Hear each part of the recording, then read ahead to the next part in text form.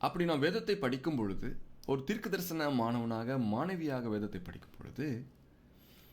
வேதத்திலே ஜோடிகள் உண்டென்றும் ஒரு குறிப்பிட்ட வாயின் சத்தம் நமக்கு கேட்கிறதாகவும், ஒரு குறிப்பிட்ட ஆவி இவைகளை சேர்த்து தேவைப்பட்ட இடங்களிலே தேவைப்பட்ட நேரத்திலே நமக்கு வெளிப்படுகிறதாகவும் இருக்கிறது என்கிற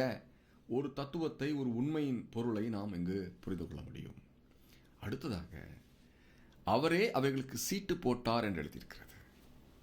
ஆதி ஆகமத்திலிருந்து வெளிப்படுத்துதல் வரைக்கும் இருக்கிற ஆயிரக்கணக்கான வார்த்தைகள் இந்த இடத்துல இருக்க வேண்டும், ஒரு வார்த்தை இங்கு இருக்க வேண்டும் என்கிற ஒரு நிர்ணயத்தை தேவன் எப்படி செய்தார் என்று பார்க்கும் பொழுது, அவரே அவைகளுக்கு சீட்டு போட்டார் என்று எழுதியிருக்கிற அந்த வார்த்தையிலே சர்வ வல்லமையுள்ள தேவன்